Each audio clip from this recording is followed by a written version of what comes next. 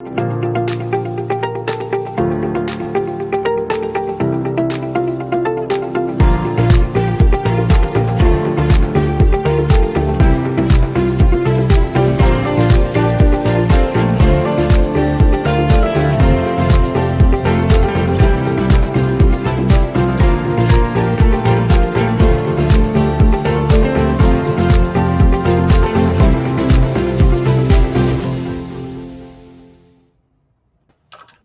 good morning, everyone. Good morning. Welcome to the Power of Great Questions. And today we've got the master sweet eater himself, Nobby Kleinman. So, hey, Nobby, how are you? Good morning, Mark. Excellent, thank you. No, Nobby's business is called Money Rules. He's written a swag of books on a very interesting topic, and we've just been sitting here before we started talking about the days back when I was an advisor for Prudential and Nobby was with the National Mutual AXA group, and what a great time of our lives that was back then. As it is now, we're having a great time as well. But no, the reason I call him the sweet monster is on Facebook, every photo I see of Nobby sitting down at a cafe somewhere eating carrot cake or bloody scones and jam and whatever. So today, the first time in a long time, Nobby, you just in respect to you, I actually made myself some scones and jam with my cup of tea. Good on you. So Nobby, welcome. The Power of Great Questions today, as you know, it's not what we tell people, it's the questions we ask, and that's the thesis for the book that I wrote called Power of Great Questions, and what we're doing today. But first of all, Nobby, welcome, and great to have you. You're actually in our time zone now. Yes, Queensland's caught up with the rest of Australia. I thought you came back to us. Some people move ahead and some people stay. Okay.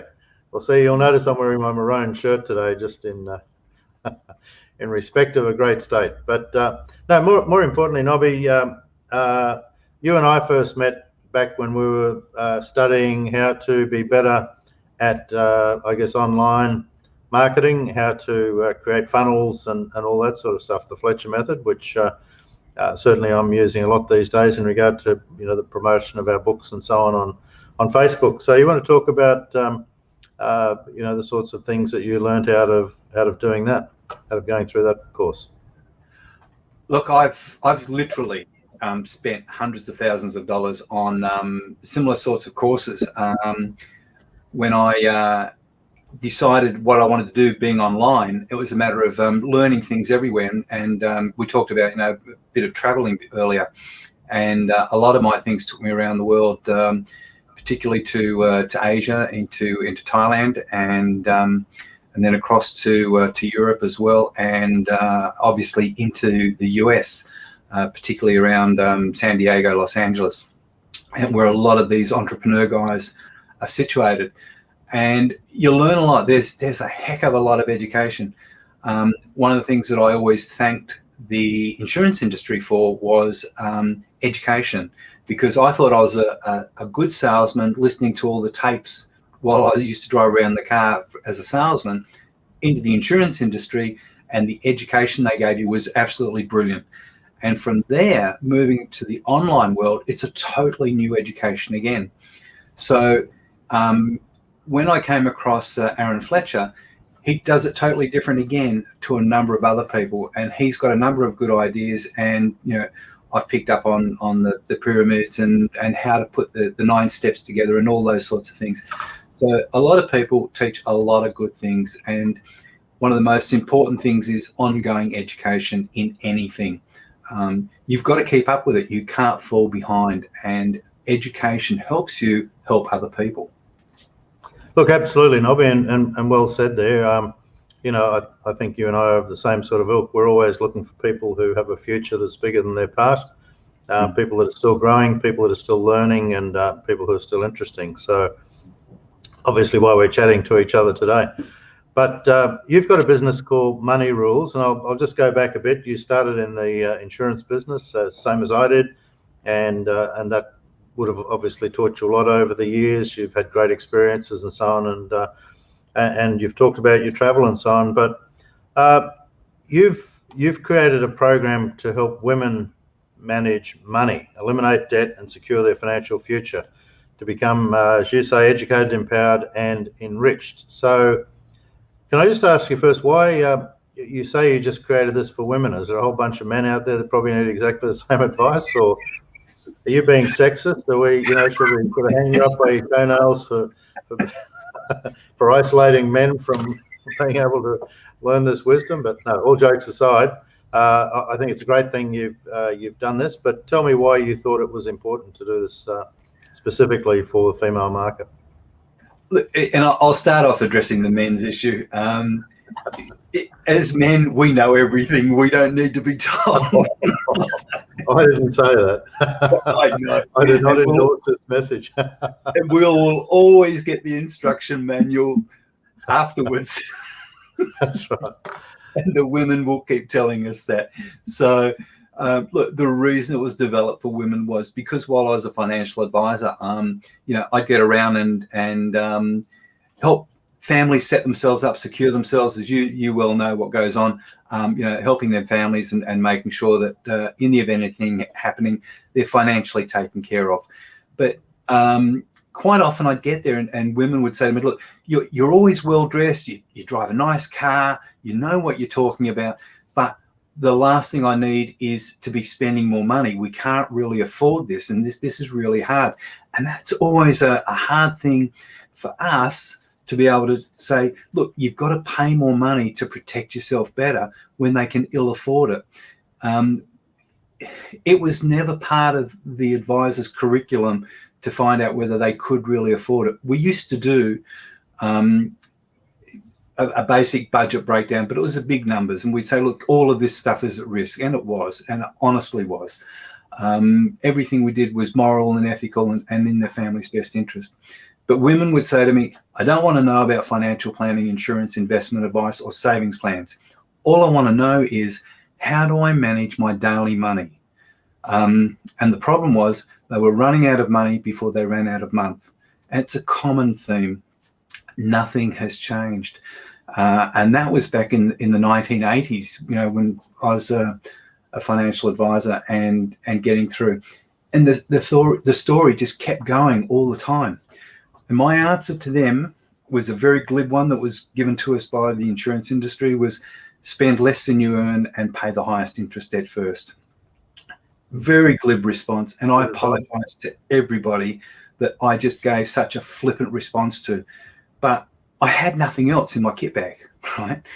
And so in 2006, I got out of the industry because it was no longer fun. It had gone out for me and I just had enough. And so I decided to get out. But 2 years later, we'd done the trips around the world and traveling and everything like that, and landscaping and renovating at home. And I was outside in the garden, and it was like a switch went off in my head, and it said to me, you're bored. You really want to be helping people with managing money. Now go off and do something. So I didn't want to get back into the regulated side of things, like through banks or insurance companies. And I looked around for a program that would help people, predominantly women, obviously, because they were the ones who kept asking that question. And when I couldn't find anything, I ended up sitting down and creating my own. And I had to work out how I could do it. And you know how you're often out there, for you, it's probably while you're flying. But for most people, it's while they're cutting their grass or, washing the car or even in the shower. And for me, it came to me one morning in the shower. The thing was, how can I help people pay off their debts far more quickly without them having to refinance, remortgage, earn more income, or sell stuff? And the answer lay in the question. I was restricted to the amount of money that they already had. And so I sat down and I wrote out a program based on exactly that. It took me 2 weeks of solid writing, and I sent that off overseas, and it came back about 3 months later. And basically the program hasn't changed very much since. I've added a few more components, but it works perfectly. And that it was because of women that I created it. Okay, you said something a minute ago too, and I kind of half forgot it because I've been listening so intently. But one of the things you said was that as you were sitting there thinking about it, you realised that the strength of everything was in the questions you were going to ask people, and that's really what Power of Great Questions is all about. Is saying, well, you know, Nobby, I've seen a million sales, but someone tried to sell me something recently, and they turned up and they just told me how good it was going to be for me, and they told me this and they told me that. And then in the end, I said, you haven't asked me one question. I said, thanks, and pretty much walked away.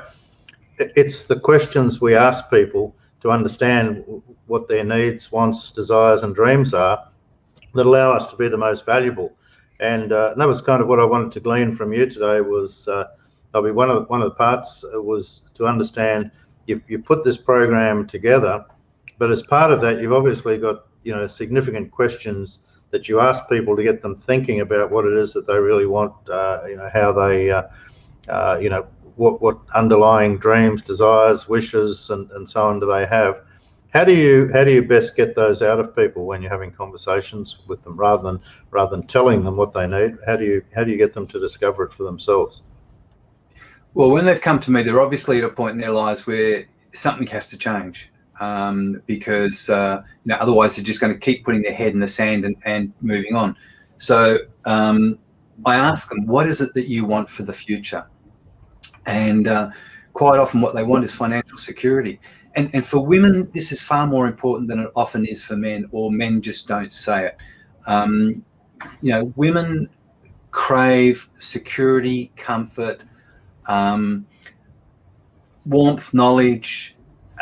There's a whole range of emotions and issues that women want, and they'll get that from somebody who gives them the answers to their questions. So all they really need to do is ask the questions to get those answers. And what they want for the future is pretty much the same across the board for most of them. As security, relationships. Do you know relationships actually have turned out to be one of the least important? It's just that being able to look after themselves and their family and their children, putting food on the table, having a roof over their head, and not being in fear of being put out on the street. A lot of women fear becoming bag ladies. Some people have given me heaps for saying that, but that's what a lot of people... I don't know what that means, so Nobby, you better explain what a bag lady is. Bag lady? Must be a New South Wales thing. No, it's actually more American. I deal with a lot of women in America, but their fear is becoming homeless, living in the streets. Okay. In fact, even here in Australia, one of my and this is a thing that I end up coming up in a conversation with. Buy yourself a little van that you can fit out with a bed and that type of thing, because the reality is at least you'll have somewhere that you can sleep. You can pull up anywhere in a van and have a sleep. But if you lose your home, if you become homeless and that sort of thing, you've got nowhere to go. The shelters that are filled with, women who've lost everything in their relationships, and that 50% of marriages end up in divorce. It's a terrible situation. It's a terrible situation. It's something that, people have to take into account in the future, that if they do end up on their own, what's going to happen to them? So, and you're touching on. I mean, what you're doing is touching a specific market, and there's a lot of women that do have fears and concerns around what you're talking about, and you're marketing perfectly to them. Nobby, I just want a little segue for a minute. You've written a number of books. You're saying your international bestseller, "Want More Money, Honey." That's the number one book, is it, that you've written?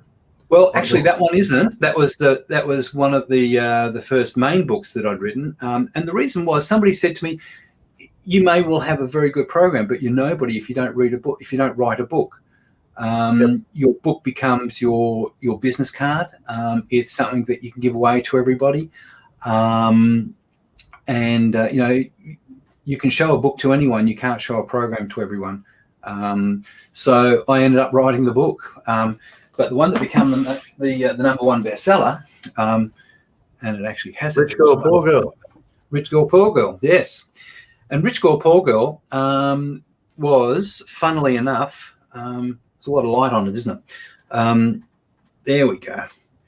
It was written while I was flying across to the States and back on 6 flights. Because of Want More Money, Honey, I was asked by a group of ladies in the States if I'd contribute a chapter to one of their books. And I said, sure. So the chapter started off and just kept on progressing, and it turned into Rich Girl, Poor Girl. And the title for the book was something different, and it became Rich Girl, Poor Girl while I was having a cup of coffee and cake with a lady at one of the shopping centres down here. You saw the book Rich Dad, Poor Dad, or whatever it is. No, Rich Girl, Poor Girl came out of the conversation, and it just so suited what I'd written that I changed the title of the book, and it turned out perfect. But yeah, it's and look, in essence, it's about two girls who've grown up together as friends, going through school, going through life. They both get married around the same time, and both have families around the same time. One's come from a family where the father has worked all the time in the factory, and the other one where the family has been rich all the time.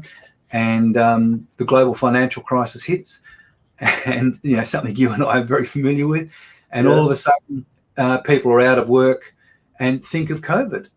People have been put out of jobs. They're losing their homes, losing their jobs, losing their incomes, and everything's stretched to the nth degree. And these girls are very good with cooking, so they decide to start taking up cooking. One of the husbands who works for an automotive company is being closed down in Australia, as automotive companies in Australia have, who happen to be one of my clients. And so he took on the marketing for them.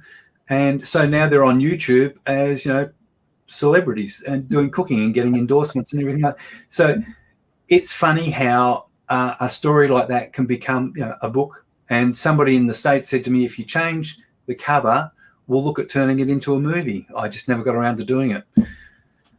So there you go. How funny was that? I didn't like the cover. There you go. You didn't like the cover? Sorry, you are writing another book right now, which is, sorry, what's the one you're writing right now? Oh, am I? Oh, Spend and Grow Rich. Oh, Spend and Grow Rich. Sorry, you told me this. I didn't make it up. You told me. No, Spend and Grow Rich. Yep, another one.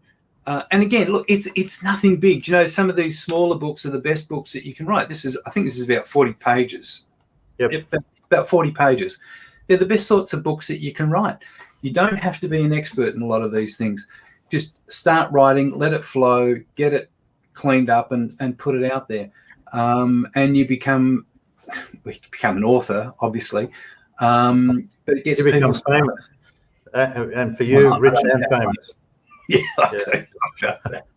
I'm only selling my book for $6.80 on Facebook. I'm not becoming rich. No, and look, I am going to. It's one of the things that I am going to be doing shortly is putting that out as a $7 book as an electronic version rather than on thingy, and the same with Rich Girl, Poor Girl. Going to do the same. In fact, when I had an office over in the Philippines, I had my staff turn it into a half-hour animated video. Oh, very good. I look forward to seeing that. I'll be watching out for it. Make sure you get a link. The second question I want to ask, the second key question I want to ask today is, what are some examples of where you've been able to help people through the program that you're running, the whole Rich Girl, Poor Girl program? It's actually Money Rules, which is Money Rules program. Yep. So the Money Rules program. No, that's fine. It shows people how to eliminate their debt in less time, without the need to refinance, remortgage, get a second or third job or eat baked beans for the next 10 years. In eliminating the debt, we take a 30-year mortgage and we can actually bring that back down to 10 years or something like that. And it's just through a matter of fine-tuning all the way through. It's not a budget. I don't believe in the word budget. That's too restrictive. This is a money management program.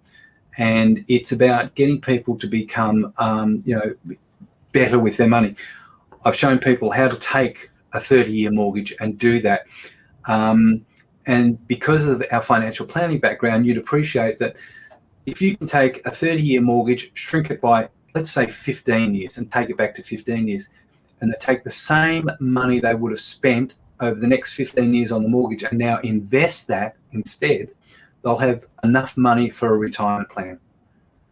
And then you take that money and obviously you live on that. I've got it worked out that people won't run out of money before age 100.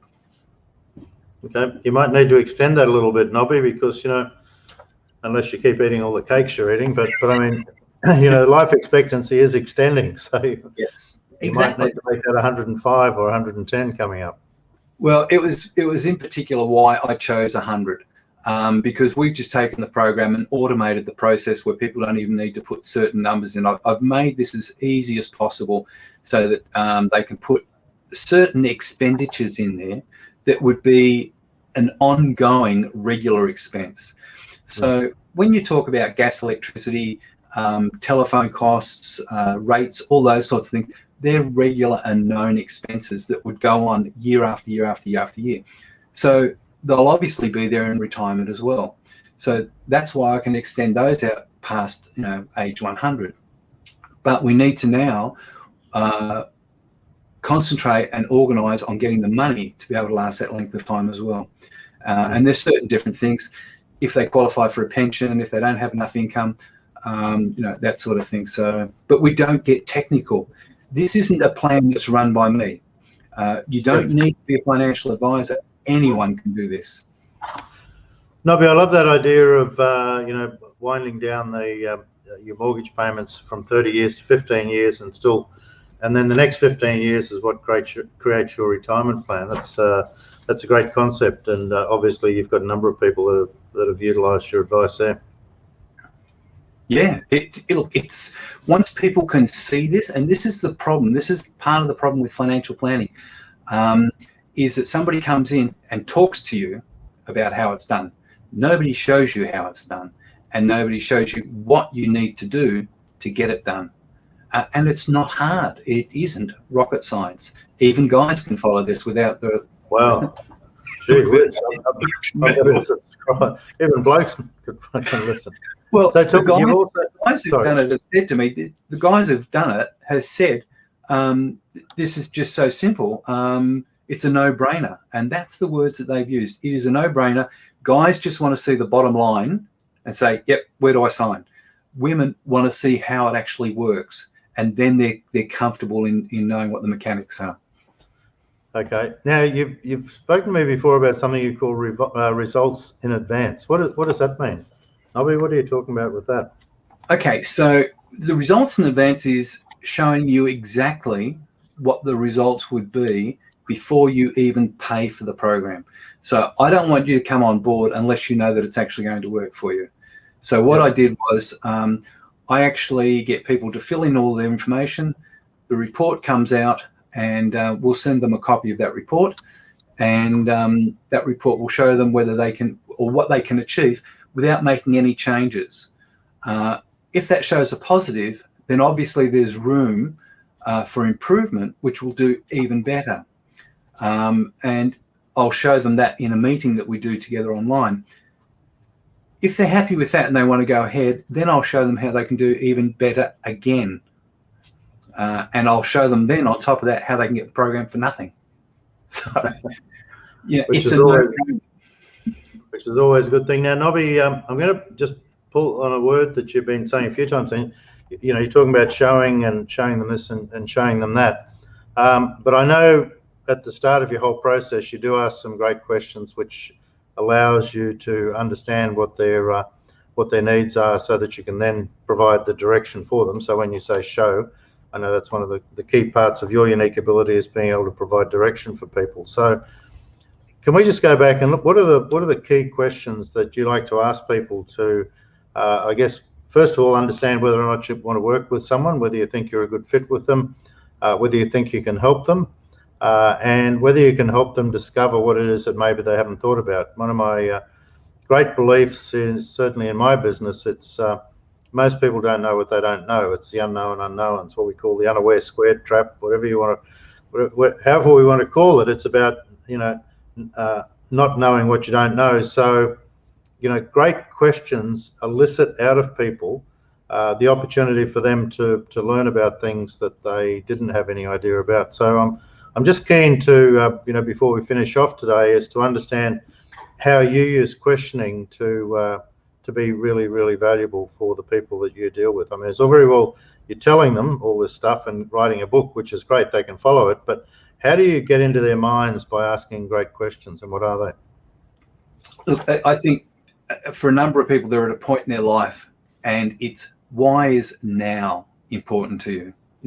Why is it that you've put yourself through all of this pain of being in debt and sleeping through the night and waking up at 3 o'clock in the morning saying, how can I get rid of this debt? Why is now important that you're doing something? So to find that out and get their motivation is their why. And quite often they're just at a point where they can't take any more and they know they need to do something. Then it's a matter of, it's all well and good knowing your why, but how committed are you? What are you actually going to do that's going to make this work? And the next one is basically, what's it costing you not to do this? So when you know what you're missing out on, it's a motivator, especially with the program, and it shows them exactly what it is that they're missing out on. One of the components in the program is just a couple of simple lines, and it's called opportunity cost. And opportunity cost is the difference between doing something and doing nothing. And that's exactly what the program shows them. And it's sort of like, why doesn't someone tell us about this? And it's because people make profit.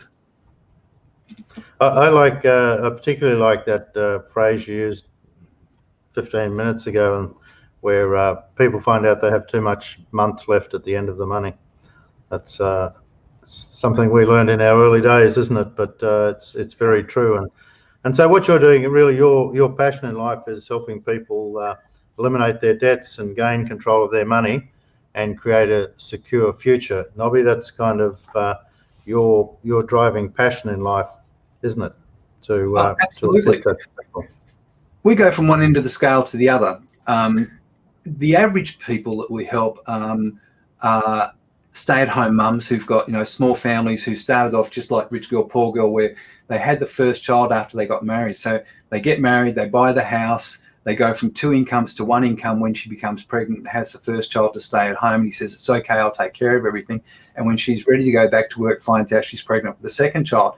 And all of a sudden, there's another mouth to feed in the house, and the cost of living has gone up, but the income stayed stagnant. So that's quite often one group of people that we help. And I've got another one at the other end of the scale where a lady bought 10 properties for her retirement plan, which is, one of the strategies out there being taught by people, and live off the income from the rental properties. But she lost her 6-figure income job. And she, long story short, she had a coach in New Zealand who said, get in touch with Nobby. They were losing money and they didn't know where. And the advice from the financial advisor, from the accountant, was sell one of the properties to get rid of your debt problem. And being a woman, she was stubborn. She said, I didn't buy 10 properties to get rid of one. There's got to be another answer. We ran her through the program.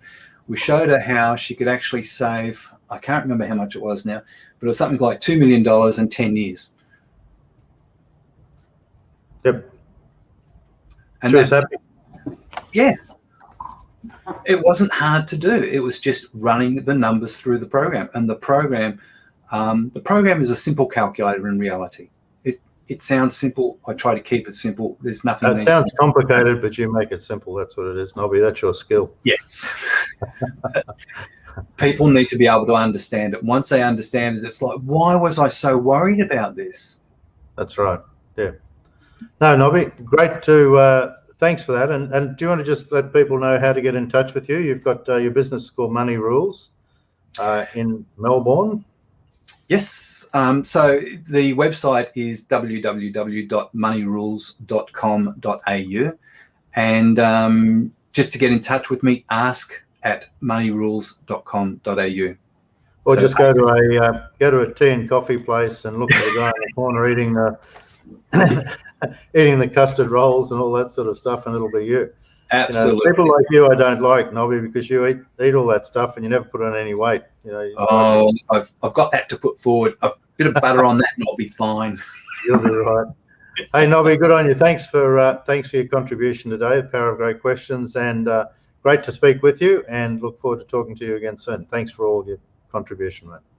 Thanks, Mark. It's been wonderful to be with you. See you, mate.